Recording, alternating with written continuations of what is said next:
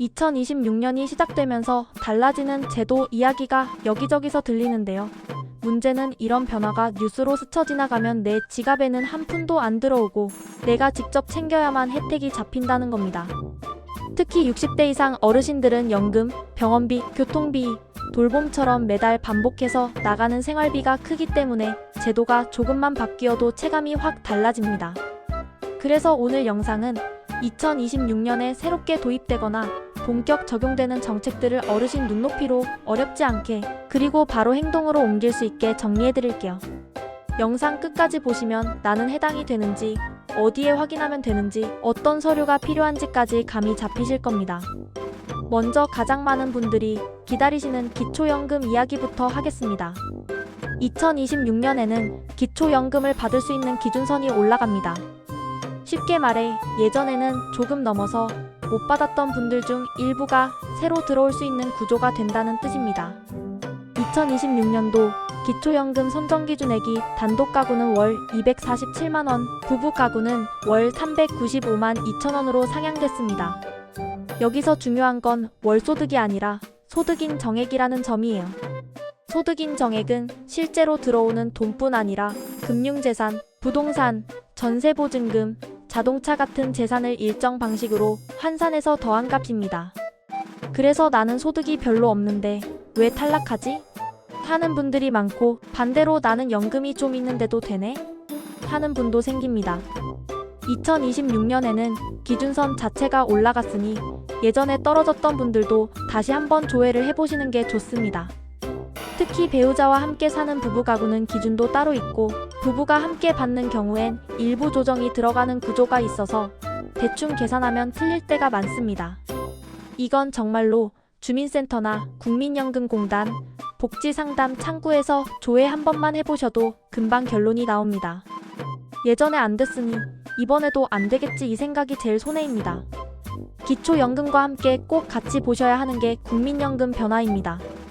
2026년 국민연금은 내는 돈과 받을 때 계산에 영향을 주는 규칙이 같이 바뀌는 해로 기억하셔야 합니다. 큰 틀에서 보면 재정은 더 튼튼하게, 노후소득 보장은 더 강화하는 방향으로 제도가 손질됩니다. 2026년부터 국민연금 보험료율이 9%에서 9.5%로 올라갑니다. 당장 직장 다니는 자녀 세대는 월급에서 빠져나가는 돈이 늘겠죠. 또 중요한 변화가 하나 더 있는데, 소득 대체율이 41.5%에서 43%로 조정됩니다. 다만 이 부분은 이미 연금을 받고 계신 분의 월 수령액이 갑자기 올라가는 개념이라기보다 앞으로 납부하는 가입자에게 계산 구조가 바뀌는 쪽에 가깝습니다. 어르신 입장에서는 우리 애들이 더 내고 더 받는 구조가 되는구나 정도로 이해하시면 되고, 당장 내 월 국민연금이 오늘 내일 바뀌는지에만 초점을 맞추시면 실망하실 수 있습니다. 그런데도 이 이슈를 어르신 채널에서 꼭 다루는 이유는 따로 있어요. 자녀 세대가 국민연금을 더 안정적으로 받게 되는 건 결국 노후에 자녀에게 기대지 않고 각자 설 수 있는 토대가 되기 때문입니다. 어르신들이 가장 걱정하는 게 나중에 애들한테 짐이 되는 것인데, 국가제도가 그 부담을 조금이라도 덜어주는 방향이라면 흐름 자체를 알아두는 게 중요합니다. 그리고 2026년 국민연금 변화에서 어르신들이 특히 주목하셔야 할 키워드가 하나 있습니다. 바로 국가의 연금 지급 보장을 법에 더 분명히 적는 방향으로 정비가 이뤄진다는 점입니다. 요즘 기금 고갈 같은 말이 자극적으로 돌면서 마음이 불안해지시는 분들이 많죠. 그런데 제도는 어차피 국민연금은 국가가 운영하는 공적 제도이며 지급을 안정적으로 보장해야 한다는 방향으로 명확성을 강화하고 있습니다. 불안감에 휩쓸려서 연금을 성급하게 선택하거나 필요 이상의 공포 때문에 손해보는 결정을 하는 분들이 실제로 계세요. 2026년에는 이런 불안을 줄이기 위해 제도적 문구와 운영 방향이 더 또렷해지는 흐름이라고 보시면 좋겠습니다. 또 한 가지, 60대 이상 어르신 중에는 연금 받으면서도 일을 조금 하는 분들이 꽤 많습니다. 경비, 택배 보조, 주 23회 파트타임, 개인 소일거리처럼요. 이런 분들이 자주 묻는 게 일하면 연금 깎인다는데요? 입니다. 국민연금에는 일정 수준 이상의 소득이 생기면 노령연금이 일부 조정되는 규칙이 있는데, 2026년에는 이 감액 기준이 완화되는 방향으로 손질됩니다. 결론부터 말씀드리면 조금 일한다고 바로 크게 손해보는 구조에서 일하는 의욕을 너무 꺾지 않도록 기준을 조정하는 흐름입니다. 다만 개인별로 적용이 다르기 때문에 나는 해당이냐는 꼭 본인 연금 수령 종류와 소득 형태를 기준으로 확인하셔야 하고 주변에서 들은 사례만으로 단정하면 오해가 생깁니다. 같은 동네 친구가 깎였다고 해서 나도 무조건 깎이는 게 아니고 반대로 남은 안 깎였다는데 나는 깎일 수도 있습니다. 이제 생활이 정말 팍팍한 분들에게 직접적인 영향을 주는 기초생활보장제도 이야기를 하겠습니다. 2026년에는 기준 중위소득이 크게 올라갑니다. 4인 가구 기준 월 649만 4,738원으로 전년 대비 6.51% 인상입니다. 숫자가 크게 느껴지지 않으실 수 있는데 이게 왜 중요하냐면 생계급여, 의료급여, 주거급여, 교육급여 같은 각종 지원의 기준선이 이 숫자를 바탕으로 움직이기 때문입니다. 특히 생계급여 선정 기준이 같이 올라가서 4인 가구는 2025년 195만 1,287원에서 2026년 207만 8,316원으로 1인 가구는 2025년 76만 5,444원에서 2026년 82만 556원으로 상향됩니다. 여기서 포인트는 선정 기준이 올라가면 지원을 받는 금액이 늘 수도 있고 새로 대상이 될 수도 있다는 겁니다. 어르신들 중에 나는 애매해서 안 될 것 같아 하고 포기하는 분들이 진짜 많아요. 특히 자녀가 따로 살고 본인 소득이 거의 없고 재산도 많지 않은데도 괜히 창피해서 또는 신청이 복잡할 것 같아서 안 하시는 분들이 계십니다. 그런데 이런 제도는 창피한 게 아니라 당연히 권리입니다. 2026년 기초생활보장제도에서는 선정기준 현실화도 같이 들어갑니다. 예를 들어 자동차 재산 기준이 일부 완화되는 내용이 있습니다. 이전에는 승합화물차가 기준을 조금만 벗어나도 재산 산정에서 불리하게 잡히는 경우가 있었는데 2026년부터는 조건을 완화해 소형 이하 10년 이상이거나 500만원 미만이면 일반 재산, 환산율 적용 등으로 산정 방식이 조정됩니다. 그리고 다자녀 기준도 3명에서 2명으로 폭이 바뀌는 내용이 포함되어 있어서 손주 키우느라 7인승 차량을 쓰는 집이나 가족 구조 때문에 어쩔 수 없이 큰 차가 필요한 집에 숨통이 조금 트일 수 있습니다. 또 토지재산 산정에서 적용되던 별도의 가격 적용률을 없애고 공시가격 그대로 반영하는 방식으로 단순화하는 변화도 들어갑니다. 이건 제도가 복잡할수록 정보를 아는 사람만 유리해지는 문제를 줄이려는 방향이라고 보시면 됩니다. 그리고 과거 국가의 불법행위로 인한 배상금 등을 받았을 때 일시금 때문에 갑자기 수급자에서 탈락하는 불합리함을 막기 위해 2026년부터는 일정 기간 재산 산정에서 제외하는 특례도 신설되는 흐름이 있습니다. 이런 내용은 해당되는 분들에겐 삶이 달라질 정도로 큽니다. 다음은 병원비와 직결되는 의료급여 쪽 변화입니다. 60대 이상 어르신들이 제일 두려워하는 게 아프면 돈이 깨진다는 거잖아요. 특히 만성질환으로 약을 오래 드시거나 한번 입원하면 회복까지 시간이 오래 걸리는 분들은 병원비가 생활을 무너뜨릴 때가 있습니다. 2026년에는 의료급여 제도도 필요한 사람에게는 더 보호하고 제도가 새는 구멍은 줄이는 방향으로 손질이 들어갑니다. 그 과정에서 어르신들 사이에서 가장 많이 회자되는 변화 중 하나가 의료급여 부양비 관련 부분입니다. 과거에는 부양의무자와 얽혀서 제도 접근이 어려워지는 지점들이 있었고 그로 인해 실제로 어려운 분들이 의료급여 접근에서 답답함을 겪었습니다. 2026년에는 이런 사각지대를 줄이는 방향으로 제도가 정비되는 흐름이 있습니다. 동시에 외래진료를 과도하게 이용하는 일부 사례를 관리해 제도의 지속 가능성을 높이려는 장치들도 같이 논의되고 적용됩니다. 이 부분은 오해가 생기기 쉬운데 병원 가지 말라는 거냐가 아니라 정말 필요한 치료는 더 안정적으로 보장하되 제도가 무너질 정도로 새는 부분은 막자는 취지라고 이해하시면 됩니다. 본인이 해당되는 의료급여 유형에 따라 본인 부담 구조나 안내 방식이 달라질 수 있으니 2026년에는 주민센터나 건강보험공단 상담을 통해 내가 어떤 유형이고 본인 부담이 어떻게 되는지를 미리 확인해 두시면 불안이 크게 줄어듭니다.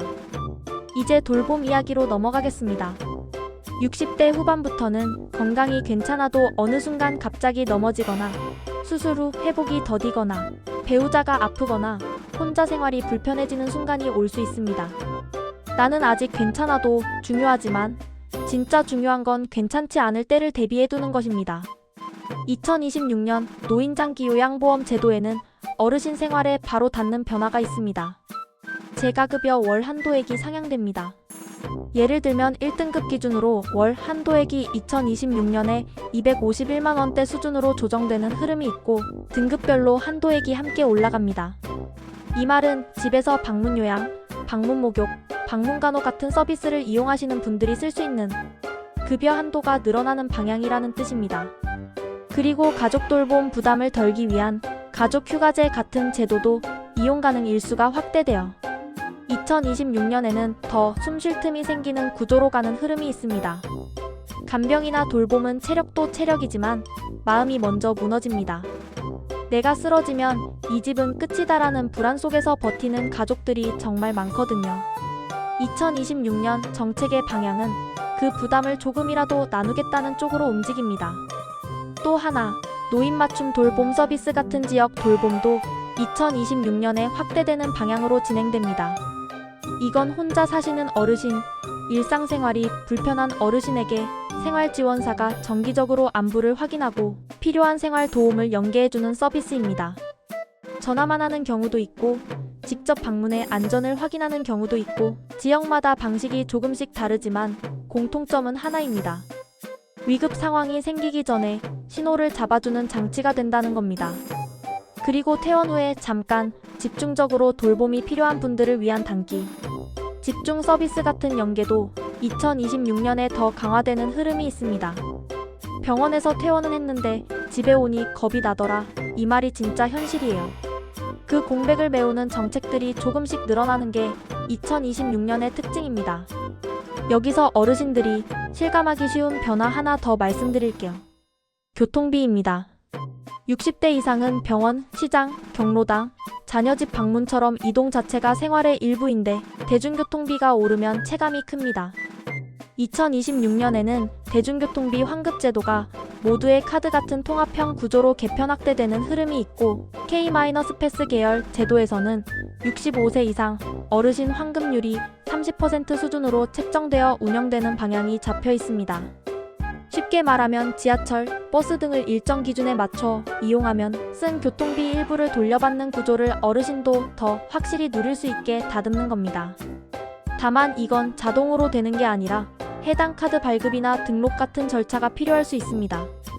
그러니 2026년에는 꼭 카드사나 지역 상담 창구에서 내가 쓰는 카드가 환급 대상인지 새로 바꿔야 하는지 등록이 되어 있는지를 확인해 보시는 게 좋습니다.